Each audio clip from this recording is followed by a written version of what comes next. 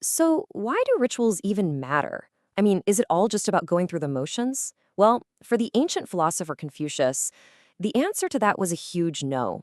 He believed that all these ceremonies and traditions, they're like the very fabric of society. But, and this is the key part, only when they're woven with genuine human goodness. So today, we're going to dive deep into why he was so convinced that the substance behind the ceremony was, well, everything. All right, to really get to the heart of what Confucius was all about, we've got to start with something that really bothered him. We're talking about a story of some serious disrespect and ambition happening right in the middle of ancient Chinese high society. And here's Confucius, and he is furious. He's talking about this super powerful group, the Qi family. Now, you hear about a performance with 64 dancers, and you might think, wow, that sounds amazing. But to Confucius, this was an absolute outrage. And why? Well, because this particular ceremony was meant for one person and one person only, the emperor himself. And this really breaks down just how serious this was. On one hand, you've got the emperor's exclusive right, a ritual that symbolizes his ultimate authority, his connection to heaven. And on the other side, you've got the Qi family, who were just ministers, basically, stealing that symbol for their own private get-together. This wasn't just bad manners. This was a political statement. It was a sign that the entire social order was starting to crumble. And get this, it wasn't just a one-time thing. The Qi family, and a couple of other powerful families too, were also using sacred songs meant only for the emperor, during their own family ceremonies. It showed a clear pattern, right? They basically thought they were above the rules, above the very traditions that were supposed to hold their entire world together. Okay, so this brings us to the real question, right? Why get so bent out of shape about some songs and dances? It sounds kind of minor, doesn't it? But for Confucius, these were not just details. They were symptoms of a much deeper, much more dangerous problem that was spreading through society. And that leads us right to the heart of the matter. See, Confucius wasn't just some stickler for rules. His real concern was about what was happening on the inside of people. The problem wasn't just that rules were being broken. It was that people's inner character, their moral compass, was falling apart. This quote right here really gets to the core of his whole philosophy. He's asking, if a person isn't benevolent, if they don't have that genuine goodness, what good are all the rites? What good is all the music?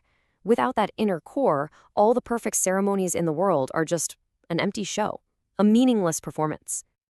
And that core concept has a name. It's Ren. It's one of the absolute most important ideas in all of Confucian thought. You can think of it as human-heartedness or goodness or just true benevolence. Without Ren, all those rites are just a hollow shell. I mean, sure, the Qi family could do the emperor's dance, but they couldn't possess the virtue that actually gave that dance its sacred meaning. And this just goes to show you, for Confucius, sincerity always beats spectacle. When someone asked him what the basis of the rites was, he was totally clear. It's better to be frugal than to be extravagant. A funeral with genuine grief is so much more meaningful than some over-the-top formal ceremony that's just for show. It's the authentic feeling that gives a ritual its real power. Okay, this brings us to a really beautiful metaphor that Confucius used to explain this whole idea of substance over style. And it's a simple lesson, but it reveals how we should build not just our rituals, but our entire character. So, one of his top students comes to him with a few lines from a poem.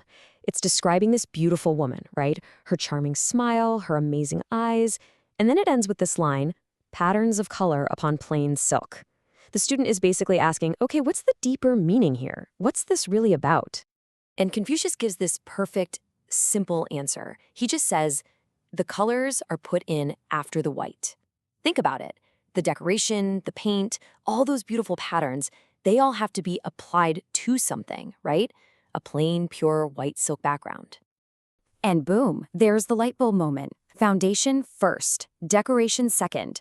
You have to have that foundation, that pure white silk of inner goodness, that's Ren, before you can add the beautiful patterns of the rites. The takeaway is so simple. The rites are the decoration, but your inner benevolence is the canvas. And without that canvas, the paint is just a big old mess. Then Confucius gives a perfect real-world example of what not to do, a guy named Kuan Chung.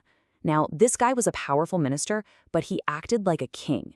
He used all the ceremonial stuff that was only for rulers. he had all the external style, right? But Confucius said he was basically a vessel of small capacity because he was missing the substance underneath. He was all paint, no canvas. So this whole philosophy isn't just for, grand state ceremonies. Confucius believed this principle, that your inner sincerity has to shape your outer actions, applies to every single part of life. Take archery of all things. For Confucius, even a competition should be framed by ritual. A proper archery contest isn't just about who's the best shot. No, it's about bowing to your competitors, making way for each other, and then sitting down for a drink together afterwards, no matter who won. The rite totally transforms what could be an aggressive act into a gentlemanly contest. It's all about mutual respect. And this idea extends to politics and how a country should be run too. It's a two-way street, and it's all governed by the rights. A ruler should treat their people with respect, following the rights. And in return, the people should serve that ruler with loyalty. The rights provide the structure that makes society stable, respectful, and, functional. This even applies to your own personal spiritual practice. You have to be fully present. As Confucius says right here, if he's not truly part of a sacrifice, mind, body, and soul, then it's like he didn't do it at all. It's your personal sincerity that makes the spiritual act real. And here's a really interesting final point on this. One of his students wanted to stop a monthly sheep sacrifice because, hey, it seemed like a waste of a good sheep. But Confucius disagreed. And listen, it's not because he was worried about the sheep. He was worried that if you start getting rid of the form of the rite, you risk losing the meaning it was created to hold. The ritual is like a vessel. You got to protect the vessel so it can keep being filled with real meaning. So what does this all add up to? Well, it paints a picture of Confucius not just as some philosopher sitting around thinking deep thoughts, but as a man on a mission. He was trying to be a wake-up call for a society he was convinced had completely lost its way. So, what's the core takeaway here?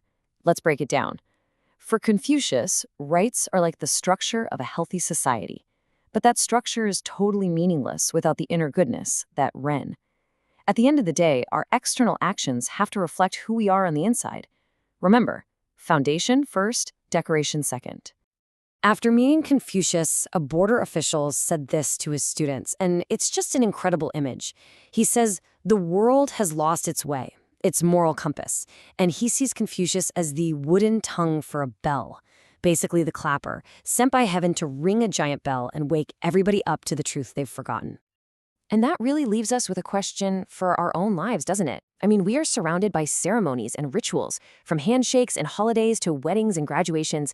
How do we make sure we aren't just going through the motions? How do we connect our outward actions to an inner core of real meaning and goodness? It's a question Confucius was asking over 2,000 years ago, and you know what? It's just as important today.